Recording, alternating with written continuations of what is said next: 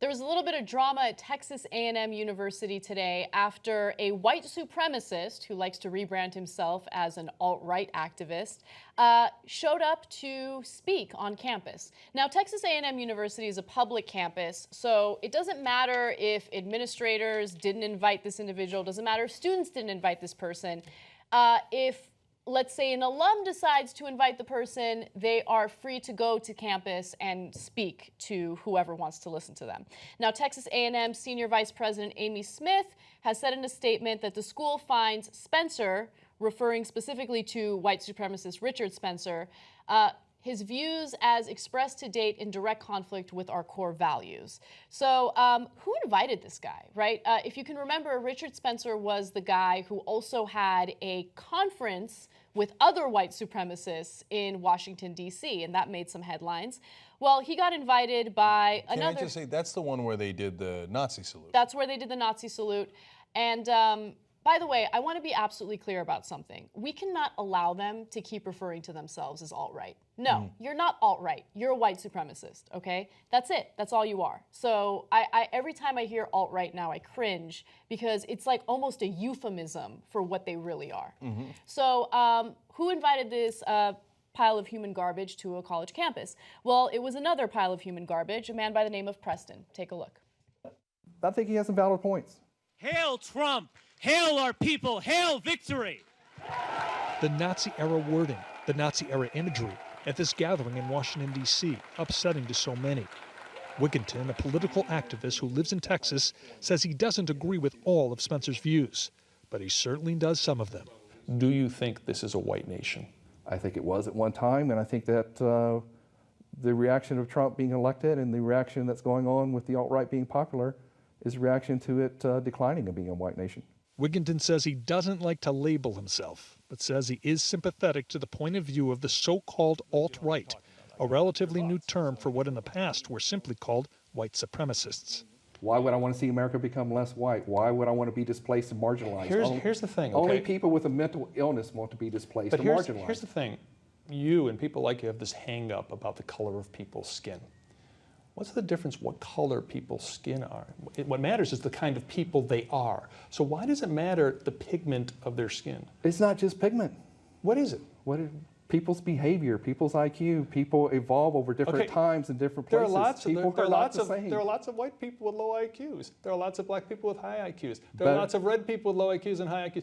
Everyone's different. You're stereotyping. So my question is, don't you realize better the devil I know than the devil I don't. Texas A&M does not want this event to happen and has officially rejected Richard Spencer's views, but says it cannot ban the event because this is a public university. A number of students who oppose Spencer's visit have organized what is expected to be a large demonstration. They pledge to keep it peaceful. We have a responsibility to take measured action to counter white nationalism, white supremacy. Yeah, I think there's going to be outside agitators, by all means. Wigginton, who is a former A&M student, is mentioned on the website of the Southern Poverty Law Center, a monitor of hate groups, which says he has declared he wants to prevent the populations of white nations from becoming what he has termed a homogeneous muddle of sludge.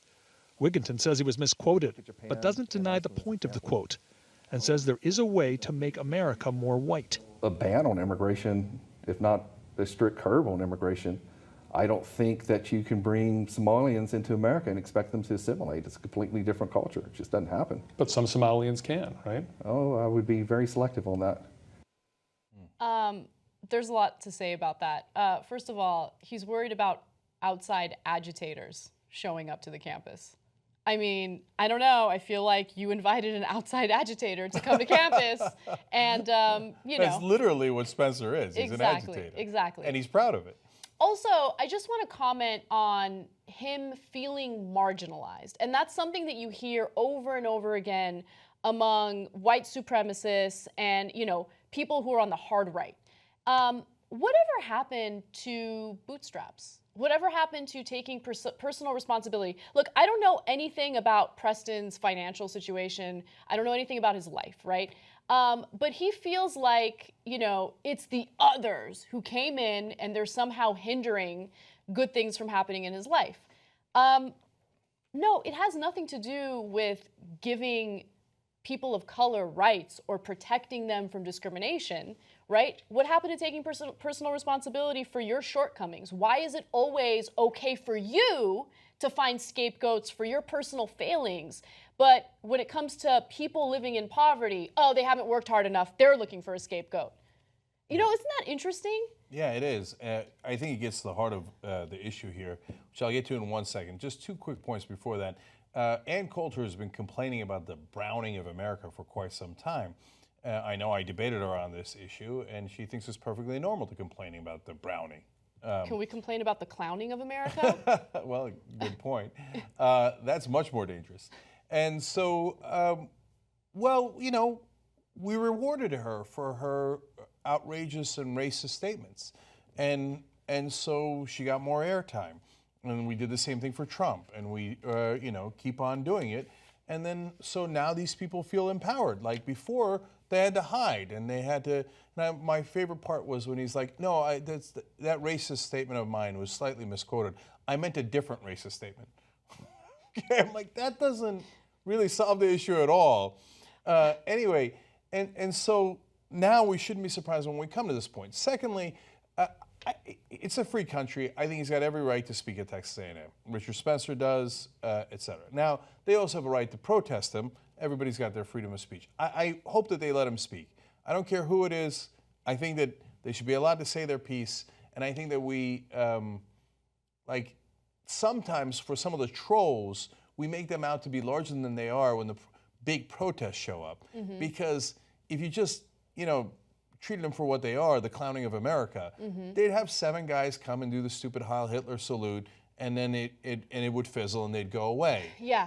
So I agree with you. I completely agree with you. I can't stand Richard Spencer. I can't stand these white supremacists, these neo-Nazis.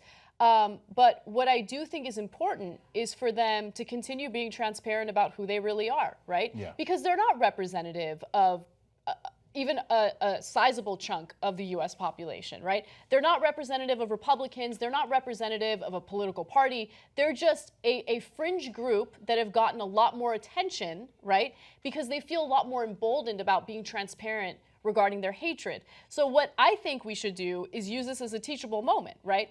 They want to have this dialogue. Let's have this dialogue. They want to reveal themselves for who they really are. Great. Be transparent. Let's have that dialogue, right? Because the way you fight hate is through education, is through dialogue, is through understanding one another. I'm not saying we need to understand him and his hateful views. I'm just saying that we have a unique opportunity to finally address an underlying problem we've had in this country that a lot of people have denied even exists. Yeah, and so that's part of the understanding. And I think that they made a mistake by coming out of hiding, not because liberals will reject them, of course they will, but because I think a majority of conservatives will reject them. So if they expose who they are for 4 years, I think a lot of conservatives go, oh, I don't want to be with that guy. I got black friends. I don't want them telling them they got low IQs. And then we'll do stories about how that's not true, and here's the data, yada, yada. And they're like, oh, yeah. And so I think sunlight will be a little bit of a disinfectant here. But finally, the core point that Anna was making earlier, I think, is the most important one. It was interesting, the exact words that he used. I don't want to be displaced and marginalized, because it is the conservative mind, and of course, just like I told you, it's not a majority of the conservatives. Some in the right, far right wing. In their mind, oh my God, what if minorities do to us what we did to them and what we still want to do? What does he want to do to minorities? He says, Somalians, I don't want you here. I want to displace you, and I want to be in charge. I want this to be a white nation, so I want to marginalize you. And he says, oh my God, what if they displace and marginalize us?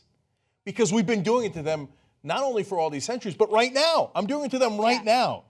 And if you think about who got displaced and marginalized, African Americans got displaced from Africa, marginalized, had all their rights taken away. And so that system was supported by, at one point, what was a white nation, and not the proud part of our history. There's a lot of things to be very, very proud about in America. That was not among them. No. And so, but he looks at that as, oh, it was so great when we displaced and marginalized them. Right. And God, I hope they don't do it to us. I mean, look, displacing and marginalizing was at the very core, at the very beginning of this country. I mean, when you really think about it, like what did we do?